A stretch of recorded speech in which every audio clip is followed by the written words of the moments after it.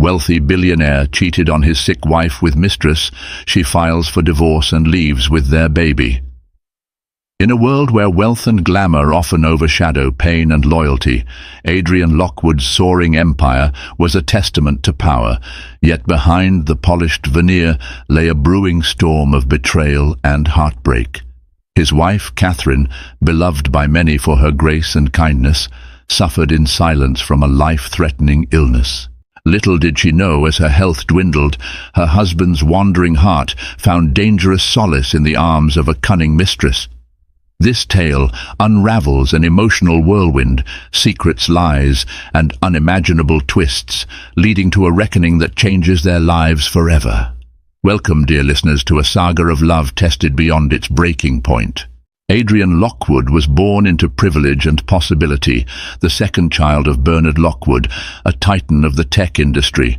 The Lockwood name carried an aura of prestige across New York's lofty business circles.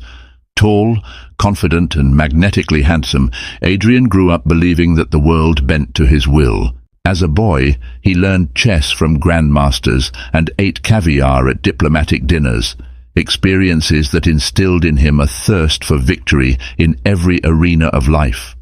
By the time he turned 30, Adrian had built one of the most lucrative venture capital firms in the country, Lockwood Investments. It was an empire funded by old money, but propelled forward by Adrian's shrewd instincts and relentless pursuit of growth. The parties he hosted at his East Hampton estate dazzled the upper crust.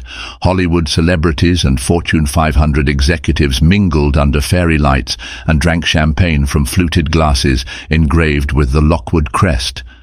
To onlookers, Adrian seemed unstoppable, blessed by every good fortune life could offer. What the world outside never saw was the private man behind the confident smile. Though smooth in business, Adrian wrestled with perpetual dissatisfaction in his personal life. He replaced genuine emotional connection with glittering amusements. When he married Catherine, a painter whose gentle spirit and innate warmth contrasted sharply with his whirlwind existence, the media called it the wedding of the decade. There was something about Catherine's quiet strength that grounded him, if only for a time. Catherine was no stranger to adversity. Born Catherine Greenwood in a small Midwestern town called Fremont, she had been raised by her grandmother after losing her parents in a tragic accident at a young age. Growing up, painting was her solace. Through vivid colors and brushstrokes, she processed grief, hopes, and dreams for a future that promised better days. At an art gallery in Manhattan, her talent caught Adrian's eye, and in a surprising twist, he purchased every piece of her exhibition. When he introduced himself afterward, she found his confidence disarming but oddly reassuring. Their courtship was swift and passionate, culminating in a fairy tale wedding within a year. Still, beneath Catherine's serene exterior lurked a vulnerable secret. She'd been diagnosed with a rare heart condition that required constant monitoring. Adrian was fully aware of her illness and vowed to stand by her through sickness and health. In the early days of their marriage, he did exactly that. He accompanied her to medical appointments, arranged for world-renowned specialists to oversee her case, and even built a private in-home clinic so she'd never want for care. But success has a way of inflating egos. The more triumphs Adrian collected in boardrooms and stock markets, the less time he spent by Catherine's side. Board meetings expanded into after-hours networking, and after-hours networking gave way to late-night rendezvous with wealthy elites. Catherine spent quiet evenings painting in the sunroom, her heart condition making frequent appearances in the form of fatigue and terrifying arrhythmias. Adrian, increasingly absent, seemed unconsciously to drift from the vow he had once made so fervently. Every so often, glimpses of the old Adrian resurfaced, a soft touch on her shoulder, an impromptu vacation plan, a promise to do better. But these gestures grew rare. It was around this time that a predatory force began to circle his life, someone who would seize every neglected fragment of Adrian's attention and use it to build her own stronghold. That someone was Felicity Grayson. And so, as the world continued to applaud Adrian Lockwood for his audacious financial conquests, His marriage quietly teetered at the edge of a chasm no one else could see. Felicity Grayson was an ambitious socialite known for her impeccable style, strategic relationships, and a knack for showing up exactly where influence and wealth intersected. Daughter to a hedge fund manager in London, she had grown up in a realm of affluence that shaped her sense of entitlement. From a young age, she'd learned how to manipulate conversations to her advantage, flaunting her charm in the presence of those who could further her goals. She had first encountered Adrian Lockwood a few years prior at a high society fundraiser in Manhattan.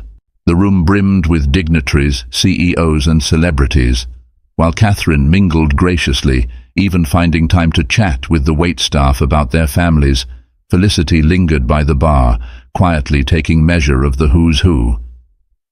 Adrian was introduced to her briefly, but he was so focused on a speech he had to deliver that he scarcely noticed her. Felicity, however, never forgot him. Time passed. Adrian and Felicity's paths occasionally crossed at philanthropic events, charity auctions, or the exclusive Hampton soirees, where old money rubbed shoulders with new. Each time, Felicity edged a little closer into Adrian's circle, utilizing her connections to Adrian's acquaintances. She was never pushy, just alluring enough to stay relevant. While Adrian would nod politely and make small talk, Catherine, unthreatened, was often too busy greeting guests or conversing about her new painting series. As Adrian's star ascended, Felicity plotted her approach. After all, she was an expert observer. She took note of Catherine's health struggles, the faint trembling hands, the subtle shortness of breath, the occasional references to doctors and treatments. Felicity recognized a crack in the seemingly perfect marriage and bided her time. Her aim was not love, she never truly believed in that, but power and the satisfaction of winning a coveted prize. Months turned into years, and Felicity continued to attend every possible event Adrian might be at. She latched onto mutual associates like Jessica Carter, a prominent PR executive who often handled Adrian's press statements, or Michael Donovan, a real estate mogul who regularly dealt with Lockwood Investments. By keeping close to them, Felicity ensured she'd hear about Adrian's business trips and philanthropic endeavors. She strategically bumped into him at an overseas conference in Geneva, where her father's hedge fund had a vested interest. Their passing hellos turned into longer chats over coffee in the lobby, then dinners among larger groups. Felicity never overstepped. She simply made sure she was present, interesting, and, above all, available. Gradually, Adrian found himself warming to Felicity's laughter, her cunning wit.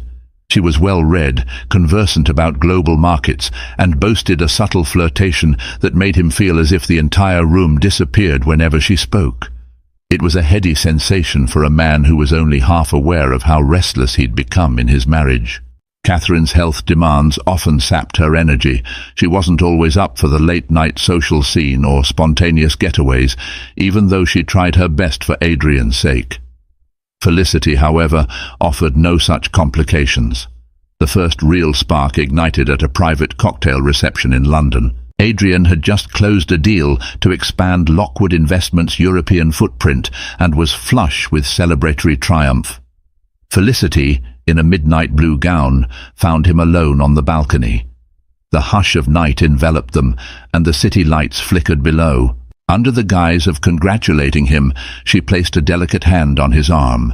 In the gentle pressure of her touch, he sensed an invitation, one that whispered, "I can give you the excitement you're missing." That was the moment their relationship shifted from polite acquaintances to a flirtation that held the potential to unleash chaos. By the end of that night, Adrian could not deny the electric charge he felt whenever Felicity looked at him, and Felicity, seasoned in seduction, recognized that her patient game was about to pay off. Oblivious to the tempest brewing outside her world, Catherine Lockwood faced a daily battle within her own body. Her rare heart condition required a strict medication regimen. She often woke in the morning gasping for breath, her pulse erratic, requiring a moment's calm to steady her. On the worst days, she collapsed from sheer exhaustion after painting for only an hour. Her medical team, led by Dr. Rosemary Clark, visited the Lockwood penthouse frequently to monitor Catherine's condition. The in-home clinic was state-of-the-art, sporting advanced cardiac monitors and specialized equipment.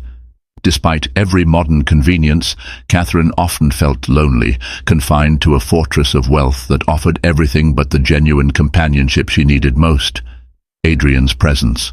Catherine's grandmother, Margaret Greenwood, would call from Fremont every Sunday, offering words of hope. "My sweet Cathy," she would say, "your heart has survived far greater sorrows. I know you can push through." These conversations gave Catherine the strength to endure, yet her nights were marked by an ache for the simpler life she'd once known, away from paparazzi and endless charity engagements. She felt the walls of this grand penthouse closing in, not just physically, but emotionally. Within the first few years of marriage, Adrian had been a more attentive spouse. He would skip flights to stay with Catherine during tough hospital visits, cradle her when her body shook from new medications, and line the walls with her artwork to remind her of her passion. But as Lockwood Investments exploded into a global giant, his devotion shifted, overshadowed by deals that demanded his globe-trotting presence and relentless attention. Catherine's heart condition, once a shared concern, became an afterthought in Adrian's hectic itinerary. She tried to keep pace, accompanying him to charity galas and investor dinners whenever her health allowed. Yet she noticed the subtle changes: Adrian's impatience with her fatigue, the vacant look in his eyes when she spoke of her condition, the fact that he started leaving events early or arriving late, offering half-baked excuses. She dismissed these signs at first, blaming his stress. But every so often, a flicker of suspicion gripped her. Could he be spending time with someone else? In desperate moments, Catherine blamed herself. She believed her illness had stolen the vibrancy that had once attracted Adrian. She'd look in the mirror and see a pale face, dark circles under eyes that had once sparkled.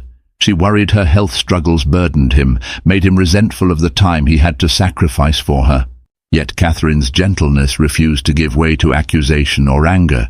Instead, she tried to communicate with Adrian, inviting him to doctor's appointments, planning candle-lit dinners at home, and asking him to share his feelings about her condition. More often than not, he was either too busy or too tired to engage. The distance between them swelled like an unseen chasm. One afternoon, after Adrian had cancelled lunch with her for the third time in a week, Catherine retreated to her studio. She stared at a canvas for nearly an hour, paralyzed. Her emotions felt too overwhelming, too tangled for any brush to capture. Finally, tears fell.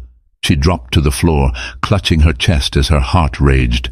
In that moment, she knew something was deeply wrong, not just in her physical body, but in the relationship she had tethered her life to. Though she did not yet know the cause, her intuition screamed that her marriage was in grave danger. She resolved to fight for it, to heal it if possible, believing that love could conquer adversity. But love, unreciprocated, is a lonely war, and Catherine was about to discover just how alone she truly was. It happened on an unseasonably warm autumn evening in New York. The city was abuzz with the opening of a new Broadway production, and socialites flocked to an exclusive after-party at the Astor, a historic hotel boasting marble pillars and gold-trimmed everything. Adrian, freshly returned from a triumphant meeting in Singapore, had promised Catherine he'd attend a specialist appointment that afternoon.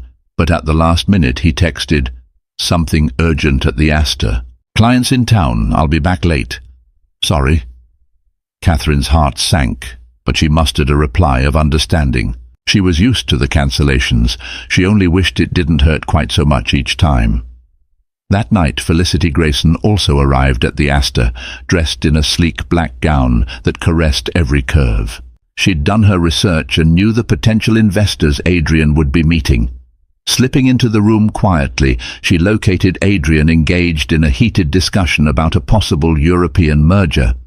Smiling, she greeted him politely, then joined the circle, gracefully fielding questions and offering polite laughter at the appropriate times.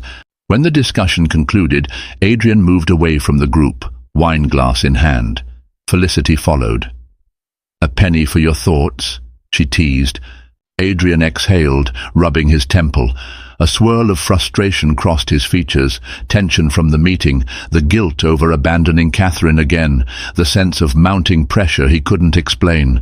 And right there, in that crack of vulnerability, Felicity struck with practiced expertise. "Come with me," she said softly, her eyes shining with the promise of solace. Before Adrian could form a coherent protest, she guided him through a side hallway into a smaller lounge area deserted by the crowd. Soft jazz played in the background, and warm candlelight flickered off the polished wooden paneling. "You look like you could use a moment away from it all." Felicity poured him a fresh glass of champagne. Adrian accepted it, inhaling deeply. Beneath the veneer of confidence, he felt a gnawing emptiness that had been growing for months, possibly years.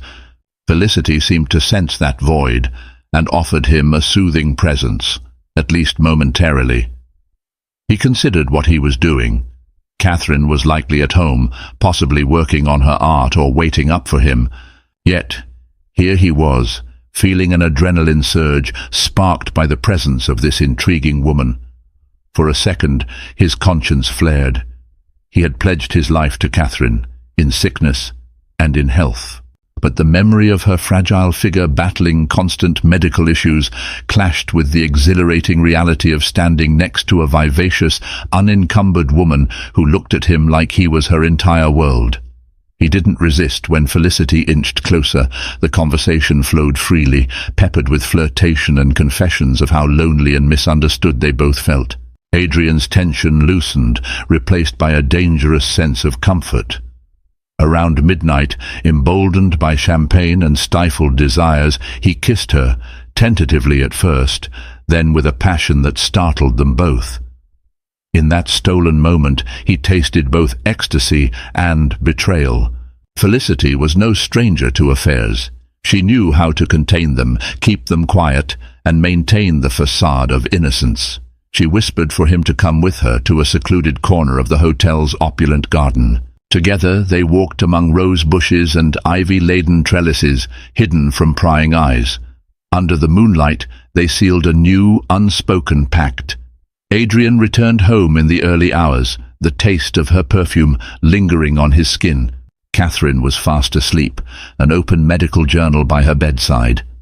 As he slipped into bed, a pang of guilt struck him like a hammer blow. He looked at Catherine's serene face, her breathing shallow yet rhythmic, and felt a war rage in his mind.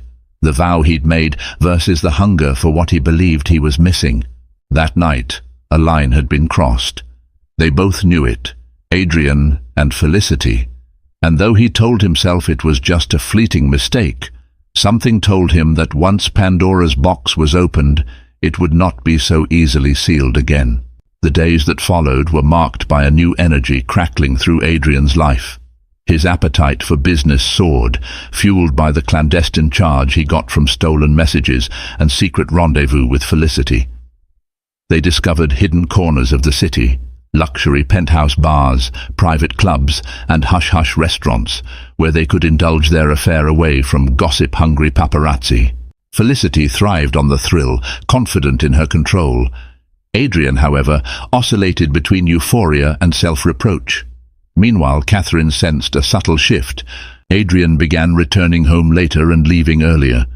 His phone would buzz at odd intervals, and he'd step away to answer in hushed tones. The once sporadic distance became a chasm. Her suspicion, initially just a small seed, took root and grew. Her friend and confidant, Stephanie Hall, noticed the tension. Stephanie was a curator at a major Manhattan art gallery and had championed Catherine's work for years. One afternoon, over tea in Catherine's studio, Stephanie asked softly, "Is everything okay between you two?" Catherine set down her paintbrush. "I'm not sure," she confessed. "Adrian's been different. He always had to travel, always had late nights, but now it's as if he's hiding something." Stephanie reached out and squeezed Catherine's hand. "You might want to talk to him directly. You deserve honesty, especially with what you're going through." That evening, Catherine waited up for Adrian in the living room. He came home close to midnight, a faint smile flickering across his face when he saw her. Her eyes, brimming with worry, met his. "Are you hungry?" she asked, forcing normalcy. "I made some soup earlier." Adrian shook his head, sinking into the sofa across from her. "I'm fine, just tired." She took a breath, measuring her words. "I know work has been stressful lately, but I've been feeling—" She hesitated, carefully choosing how much vulnerability to show. "I've been feeling really alone, Adrian." His gaze flickered, and for a split second, guilt flashed in his eyes. "I'm sorry," he managed. "I'll try to do better." She pressed on. "Is there someone else?" Silence roared between them. Adrian's jaw tightened. "What makes you say that?" Catherine's heart pounded, a wave of panic threatening to choke her. Yet she managed to respond calmly. "I notice the calls, the late hours, the distance. I can't keep ignoring the feeling that something's off." Adrian exhaled, running a hand through his hair. "Work is intense right now. We're finalizing the European expansion and it's complicated. I'm not seeing anyone else, Catherine. You have to trust me." Relief and doubt mingled in Catherine's expression. She wanted desperately to believe him. Nodding quietly, she reached for his hand. He squeezed it, but the gesture felt hollow, unconvincing. Catherine retreated to their bedroom, tears brimming once out of his sight. Adrian slumped on the couch, burying his face in his hands. That same night, Felicity sent him a text. "Miss you already?" "Thinking of you." The phone vibrated on the coffee table. Adrian stared at the message, shame warring with desire. He typed a quick response, then deleted it. Instead, he stuffed the phone into his pocket and trudged to bed, where Catherine was already asleep, her heart monitor softly beeping in the hush of the room. From that point on, Catherine's suspicion grew with each passing day. She began noticing small anomalies, a lingering scent on Adrian's coat that didn't belong to him, a restaurant receipt from a place she'd never heard of, a single pink lipstick smudge on one of his dress shirts. Each clue weighed on her heart, yet for all her wariness, Catherine tried to maintain hope. She prayed it was just a phase. She prayed her illness wasn't pushing him away. She prayed that if she gave him a chance, he would do the right thing. Unbeknownst to her, the right thing was slipping further from Adrian's grasp each time he found himself enveloped in Felicity's beguiling presence. The unraveling began during a gala at the Metropolitan Museum of Art, hosted by a prestigious philanthropic society to benefit children's hospitals. Catherine, feeling relatively stronger that week, accompanied Adrian. She wore a flowing ivory gown that complemented her gentle features, though she was paler than usual. Still, she carried herself with dignity, determined to show her support for the cause and for her husband. Felicity was there as well, draped in a daring emerald dress that turned heads the moment she stepped into the grand hall. She initially kept her distance, engaging with other high-profile guests. But as the evening progressed, Catherine noticed them exchanging glances from across the room, glances too loaded to be purely innocent. Her heart pounded. Maybe she had imagined it, she told herself. But then Catherine overheard part of a hushed conversation between Felicity and a mutual acquaintance in the powder room. She caught Felicity's name, followed by the words Adrian Lockwood and secret rendezvous. The acquaintance laughed behind a fan, while Felicity offered a sly smile. Though the conversation paused the moment Catherine entered, her suspicions erupted into a maelstrom. Trying to steady herself, Catherine left the gala early. She retreated home, her breath ragged, her heart hammering so dangerously that she was forced to take her medication and lie down. Adrian returned past midnight, wearing the guilt on his face like a stain. He found her awake in bed, tears staining her pillow. "Catherine," he murmured, sitting beside her. She looked at him with eyes filled with both sorrow and anger. "I heard things tonight, Adrian. Terrible things." He didn't deny it, which was answer enough. The slow, tense silence that followed was the final blow. Tears welled in her eyes, and for the first time she felt a rift between them that words could never mend. She reached for her medication again, hands trembling. "It's Felicity, isn't it?" Catherine's voice trembled. "Tell me the truth." Adrian cast his gaze downward, silently confirming what she already knew. Guilt and an odd sense of relief converged in his chest, as if finally acknowledging the betrayal unburdened a secret he'd been carrying like a lead weight. "I'm sorry," he managed, voice barely above a whisper. Catherine closed her eyes, a wave of heartbreak more crushing than any physical pain she'd endured. She remembered her grandmother's words about resilience, but never had she felt so powerless. "How long has this been going on?" she asked, voice subdued. He hesitated. "A few months." In that simple admission, their marriage cracked. Catherine drew a shaky breath, tears cascading down her cheeks. She did not scream or rant, partially from her gentle nature and partially because her physical strength was already at its limits. Instead, she whispered, "Why? Have I not loved you enough? Is it because of my condition?" "No," Adrian said, eyes misting. "It's not your fault. God, Catherine, you're incredible. I felt lost. I made a terrible mistake." She stared at the ceiling, each heartbeat more painful than the last.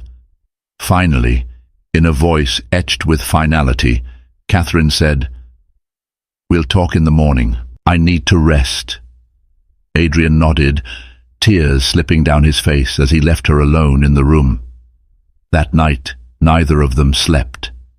Catherine clutched her chest in a silent storm of grief, while Adrian paced the living room, tormented by his own conscience. Neither had any idea that even more shocking news would soon turn their lives upside down, the small miracle growing within Catherine's body. In the days that followed the shocking confrontation, Catherine's emotional world shattered like fragile glass. She avoided Adrian, who spent most nights in his office under the pretense of work. He felt too ashamed to face her directly, unsure if he had the right to claim a place by her side. Catherine, meanwhile, wrestled with heartbreak and an unrelenting question. Had she driven him away because of her illness? Stephanie Hall urged Catherine to see a therapist, or at least confide in someone qualified to guide her. Catherine, however, chose solitude, hoping that painting might help her process the pain, but every time she tried to lift a brush, her energy failed. Her limbs felt weak, her pulse raced for no apparent reason. Assuming it was stress from the betrayal, she increased her heart medication dosage and tried to rest. One afternoon, she experienced a dizzy spell so severe that she collapsed in her studio. Dr. Rosemary Clark was called immediately. Hooking Catherine up to a portable EKG, Dr. Clark checked her vitals. Something else caught her attention, an anomaly in Catherine's hormonal panel from a routine blood test taken the previous week. Dr. Clark requested a quick follow-up test. Catherine agreed, though she was too disoriented to question why. A few hours later, Dr. Clark returned with news that would change everything. Catherine was pregnant. Shock warred with a flutter of guarded hope. She and Adrian had discussed children in the abstract, always waiting for the right time, especially given her heart issues. The likelihood of conceiving was low, and if she did conceive, the pregnancy would be high risk. But here it was, a life stirring within her, against all odds. The potential complications loomed. A high-risk pregnancy could aggravate Catherine's heart condition, placing both her and the baby in danger. Yet, amid her heartbreak, a spark of happiness emerged. She was going to be a mother. She had dreamed of that possibility her entire life, albeit in better circumstances. When Adrian arrived home that evening, Catherine was seated in the living room, her hand absently resting on her abdomen. Though their relationship was in tatters, she felt it necessary to tell him. He entered, exhaustion etched into his face. "I have something to share," Catherine began, voice trembling. Adrian looked at her with wary eyes, bracing for more accusations or pleas. She took a breath. "I'm pregnant." He froze, the gravity of her words sinking in. Pregnant? He repeated, almost in disbelief. His eyes flickered from her face to her hands clasped around her stomach. A flurry of emotions crossed his expression: wonder, fear, guilt, and something akin to joy. Catherine expected him to be happy, or at least supportive, but she could see torment in his eyes. "Are you certain?" he whispered. She nodded, tears brimming. "Dr. Clark confirmed it. I'm about 6 weeks along. It's risky. For me. But I want to keep this baby, Adrian." Adrian's mind spun with conflicting thoughts. He recalled Felicity's texts, the passionate nights they'd stolen, the lies he'd told Catherine. And now, here was a chance for a family. A wave of regret threatened to drown him. He kneeled beside her, gently taking her hands. "Catherine, I'm so sorry for everything. You have no idea how sorry I am." She stiffened. "I don't know if apologies can fix us, but I do know this baby deserves better." He nodded, tears in his eyes. He made a vow right there to end his affair, to focus on his wife and unborn child. He even typed out a breakup text to Felicity, telling her they were done. He promised Catherine that he would cut off all communication, that he would be by her side. And for a few fleeting days, it seemed he genuinely intended to keep his word. But Felicity Grayson was not a woman to be discarded so easily. She had her own plans that would pull Adrian back into her orbit, shaking Catherine's world once again. The day after Adrian resolved to end things with Felicity, he discovered just how tangled his life had become. Felicity appeared at his office unannounced, gliding past the reception desk with the confidence of someone who owned the place. Adrian's assistant, Joseph Moore, tried to intervene, but Felicity's imperious gaze hushed him. Adrian looked up from his desk to see her standing in the doorway, fury and hurt blazing in her eyes.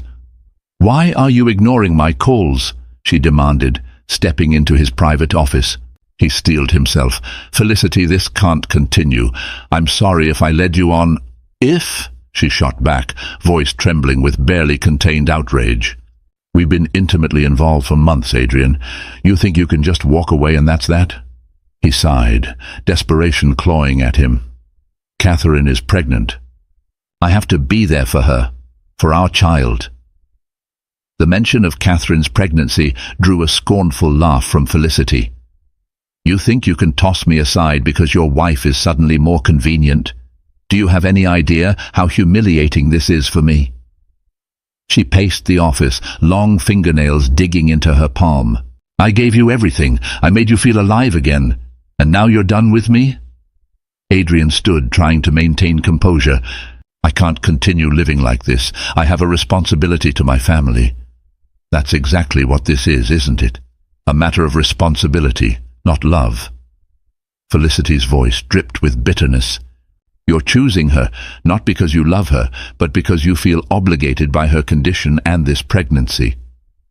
He didn't deny it. He couldn't articulate the tangle of guilt, pity, and lingering affection that fueled his decision. Felicity glowered, then lowered her tone to a menacing hiss. "You'll regret this, Adrian. If you won't keep me in your life willingly, then you'd better be prepared for how I might retaliate." Her threat lingered in the air long after she stormed out. Adrian sank into his chair, pressing his hands to his face. He knew Felicity was capable of making scenes, of whispering rumors that could tarnish his reputation and devastate Catherine. But what choice did he have? His conscience, battered though it was, clung to the idea that salvaging his marriage was the honorable path. That evening, Catherine was resting in bed, a gentle classical tune playing in the background, when Felicity arrived uninvited at the penthouse. She claimed to be there under urgent business involving Adrian's European merger. The staff, unfamiliar with the drama, let her in. Catherine, hearing raised voices, left her bedroom to see Felicity in the foyer, her expression triumphant and venomous. Adrian rushed in from behind, attempting to keep them apart, but Felicity locked eyes with Catherine. "So you're the saint he's chosen over me?" Felicity spat, words fueled by scorn. Catherine's face went pale. Her hand moved instinctively to her abdomen. Catherine's voice wavered. "Why are you here?" Felicity laughed, a sound devoid of humor. "I wanted to tell you the truth about what your husband and I have been doing behind your back, in case he forgot to mention the details." Adrian interjected, "Felicity, enough." But Felicity pressed on, painting vivid images of the affair, describing times, places, and even intimate moments. Catherine stood there, heart pounding, eyes brimming with tears. It was too much. She was only weeks pregnant, her body already under immense strain. She couldn't bear the weight of such explicit betrayal. She trembled, her vision blurring. Adrian reached for Catherine, but she stumbled, nearly collapsing as her heart hammered dangerously. Dr. Clark had warned them about undue stress, the risk of her collapsing, or worse, if her condition spiked. Panicked, Adrian scooped her into his arms, shouting for help from the penthouse medical staff. In the chaos, Felicity slipped away. Her message delivered, she had no intention of dealing with the fallout. She left behind a wife trembling on the edge of a health crisis, and a husband forced to confront the devastation of his own making. Catherine recovered slowly over the next few days, but her heart condition took a serious turn. Dr. Clark insisted that she avoid any further emotional trauma, warning that stress hormones could trigger arrhythmias dangerous to both her and the baby. Adrian hovered around her, anxiety etched on his face, offering apologies and care. But Catherine's trust was shattered. While in bed, Catherine made a quiet resolution. She could not continue in a marriage steeped in betrayal. She could not endure the agony of worrying if Adrian's next business trip was merely another rendezvous. She had to think of the baby growing inside her, a life that deserved stability and love, untainted by lies. One morning, Catherine asked Stephanie Hall to contact a reputable family lawyer. Within days, a seasoned attorney named Harriet Saunders came to the penthouse. She was a middle-aged woman with a calm demeanor and a sharp intellect. Catherine explained her situation, her voice trembling as she recounted the affair, the heartbreak, and her precarious health. Harriet listened intently, occasionally jotting down notes. She gently explained Catherine's rights, how the division of assets might work, and the steps to ensure child support. Catherine never cared about the vast fortune Adrian had accumulated, nor the luxurious lifestyle she had become accustomed to. She wanted only her freedom from a man who'd broken her heart, and to protect her child from future turmoil. The divorce papers were drafted in a matter of days. Catherine insisted on simplicity. No ugly fight if it could be avoided.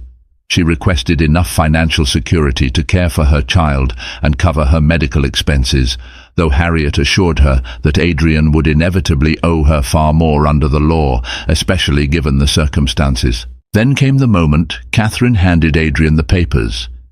He was in the makeshift nursery, a room Catherine had started decorating with soft pastel paintings.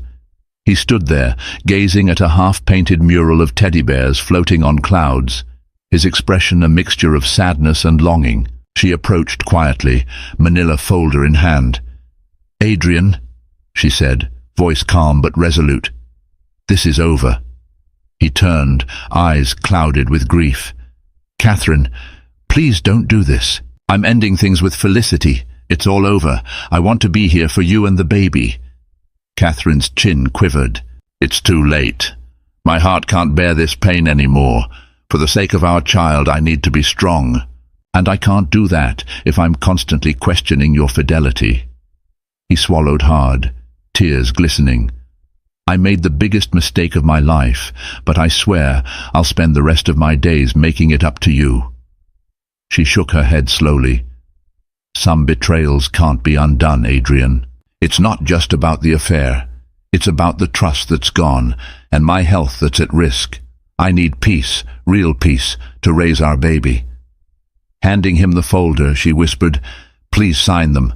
Let's not drag this through a public court. I don't want the headlines. I just want out." Adrian held the papers as though they were a venomous snake, the weight of his actions pressing down on him. He wanted to argue, to tear them up, but the look in Catherine's eyes left no room for bargaining. Her decision was final. With trembling hands, Adrian nodded.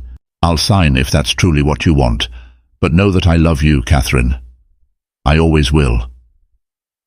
She turned away, tears carving silent paths down her cheeks. In that moment, love felt like a distant memory, something overshadowed by heartbreak and betrayal. Catherine clenched her jaw, steadied herself, and walked away, determined that her future, however uncertain, would not be shackled by the past. Catherine packed her essentials over the following week, determined to leave the penthouse that had once symbolized love and security. She arranged for her grandmother's house in Fremont to be her sanctuary for the remainder of the pregnancy. It was a small, cozy home filled with memories of simpler days. Harriet Saunders helped coordinate her quiet departure, ensuring Catherine would remain shielded from the media as much as possible. News of the Lockwood divorce, however, broke faster than either of them anticipated. Tabloids splashed headlines like "Billionaire's secret affair exposed" and "Sick wife walks out." Paparazzi camped outside the penthouse and the offices of Lockwood Investments, shouting invasive questions at Catherine whenever she appeared. Fearing for her health, Harriet swiftly booked a private flight to Fremont. In one final conversation, Adrian begged Catherine to let him accompany her. He yearned to be part of the child's life, to support her medical needs, to prove in some small way that he could be there for them. But Catherine, gently yet firmly, refused. "I need to focus on my health and our baby," she said. "This is something I have to do on my own right now." Adrian, crushed, nodded. He watched her leave with tears that refused to stop flowing. A swirl of regret, self-loathing and heartbreak battered him as he stood in the empty foyer. Felicity Grayson was nowhere in sight. She had vanished into the shadows once her game was lost, leaving Adrian to face the media storm and a hollow life in the penthouse. For the first time he recognized that all the money, all the success, meant little without the love he'd so carelessly betrayed. Once in Fremont, Catherine found solace in the familiar creak of old floorboards and the scent of homemade apple pie that her grandmother baked. Days passed quietly, each breath feeling a fraction lighter as she distanced herself from New York's chaos. She continued to see Dr. Clark via telehealth sessions and consulted a local obstetrician who specialized in high-risk pregnancies. The child growing within her became her guiding light, a reminder that love, while damaged in one place, could flourish anew in another. Little by little, Catherine regained her strength. She began painting again, soft, hopeful pieces of a mother cradling an infant in a flower-strewn meadow. While her heart condition remained a constant worry, the slower pace of life and the unconditional support of her grandmother seemed to stabilize her health. Stephanie Hall called often, updating her on the New York art scene, encouraging Catherine to plan a comeback gallery show once the baby was born. Catherine found herself smiling, imagining a future in which she and her child stood side by side, free from heartbreak. The divorce proceedings moved forward smoothly as Adrian chose not to contest anything. He granted Catherine the bulk of the settlement she requested, including child support that would be placed in a trust. He also arranged for top cardiologists to be on standby near Fremont, secretly footing the bill despite Catherine's protestations. He knew it was a small gesture compared to the damage he had caused, but it was all he could do now. Catherine never dissuaded Adrian from seeing the baby once born. She believed children deserved the love of both parents if possible, yet she made it clear their marriage was over. She wanted to live free from the web of lies and the emotional toll they extracted. Adrian, despite the ache in his chest, agreed to respect her boundaries. In the hush of Fremont nights, Catherine would rest her hand on her belly, feeling the baby's gentle kicks. A mixture of sadness and hope filled her. She had lost one life and gained another, all in the span of a tumultuous few months. For now, she resolved, that was enough. She and her baby would forge a new dawn, one painted with the vibrant hues of resilience and promise. Months slipped by in Fremont as Catherine's pregnancy progressed. Each trimester brought new challenges, especially with her heart condition, but also renewed determination. The local obstetrician, Dr. Patel, was kind and thorough, carefully monitoring her vitals at every stage. Harriet Saunders visited once, delivering final updates on the divorce settlement. Everything was nearly wrapped up, requiring only official signatures. Catherine thanked Harriet with a soft smile, expressing relief that the legal ties to Adrian were almost severed.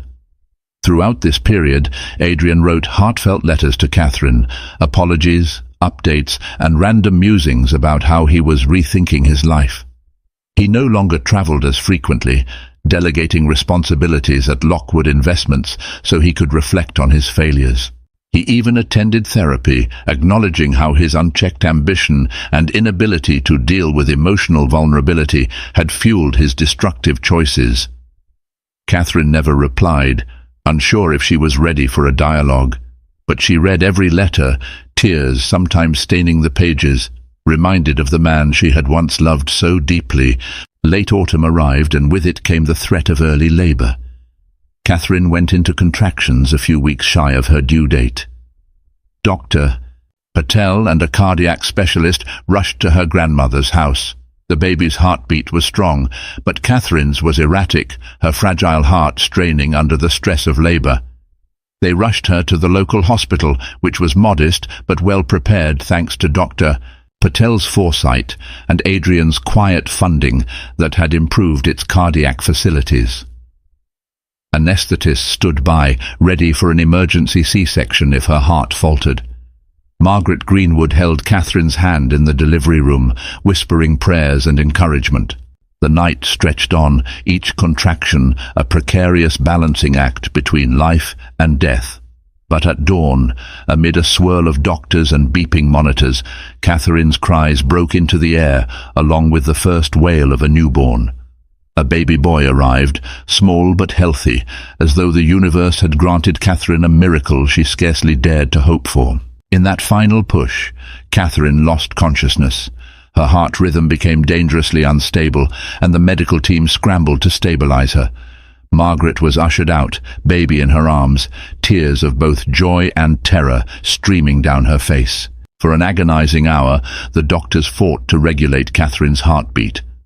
Finally, just as hope began to dim, her rhythm steadied, regaining a fragile equilibrium. When Catherine woke, her first question, in a weak whisper, was about her baby.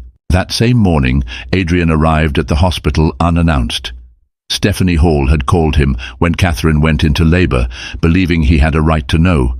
He rushed from New York by helicopter, ignoring potential media speculation. Outside Catherine's room, he quietly spoke to Dr. Patel, who updated him on the precarious situation. Adrian's heart clenched when he learned just how close Catherine had come to slipping away. After receiving permission, he stepped inside the dimly lit room. Catherine lay in bed, pale, her eyes fluttering with exhaustion. Margaret was by her side, cradling the tiny infant. A nurse adjusted IV lines and monitors that beeped softly, while another stood by with medication. Margaret glanced at Adrian, tension brewing as she recalled how deeply he had hurt her granddaughter. But Catherine opened her eyes at the sound of footsteps and saw him standing there, tears brimming in his eyes. Her gaze flickered down to the baby in Margaret's arms, a silent nod granting permission for Adrian to approach. Adrian took measured steps toward the bed, each one feeling like a trespass. His voice trembled. "Catherine, are you okay?" She nodded weakly. "Dr. Patel said I'll need monitoring for a while, but I'll recover." Her eyes shifted to the sleeping infant. "Meet your son." In that moment, Adrian felt a tidal wave of gratitude and grief. He realized how close he'd come to losing both of them, how his own recklessness had nearly cost them everything. He carefully reached for the baby, eyes filling with tears as he cradled the tiny bundle. "He's beautiful." For the first time in months, Catherine allowed herself to soften toward Adrian, if only a little. "He needs a name," she said quietly. Adrian stared at his son, a swirl of emotions rendering him speechless. Before he could suggest one, Margaret piped in, "Catherine wanted to name him Ethan, after her grandfather, who was the gentlest soul I ever knew." Adrian nodded, tears escaping his eyes. "Ethan Lockwood," he whispered, pressing a tender kiss to the baby's brow.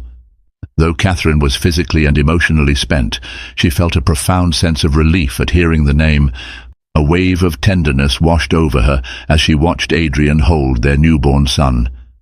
There were still walls between them, tall ones built by betrayal, but in that fleeting instant they shared a bond unbreakable by any divorce decree. They were Ethan's parents. Later, after Margaret took the baby to the nursery, Catherine and Adrian sat in silence. She was propped up by pillows, an IV line in her arm, her face etched with exhaustion. Adrian, perched on a chair, looked at her with pleading eyes. "Catherine, I know I have no right to ask for your forgiveness, and I won't ask you to change your mind about the divorce. But please, allow me to be part of Ethan's life. Let me support you both, however I can." Catherine's gaze drifted to the window where the morning sun cast a gentle glow.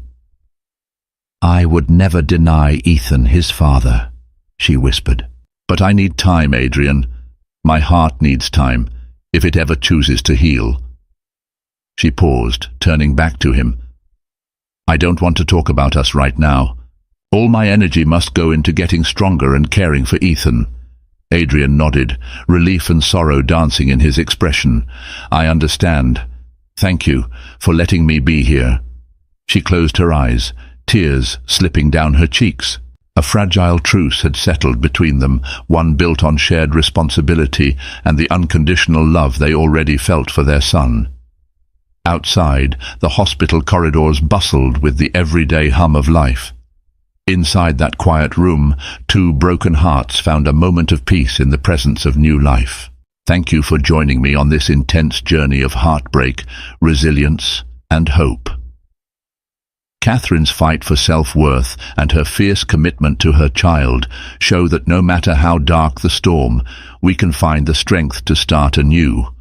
Betrayal may have torn her world apart, but love, pure and unselfish, lit a path toward healing. Adrian's choices led him down a road of regret, reminding us that some lessons come at a price too high to ignore. Now, a new dawn emerges for both, each step forward shaped by courage and hard-earned wisdom. If this story moved you, please take a moment to like, share and subscribe to this channel. Your support means the world to us, and by sharing, you help others discover these heartfelt stories. Stay tuned for more emotional tales that explore the depth of love, loss and redemption.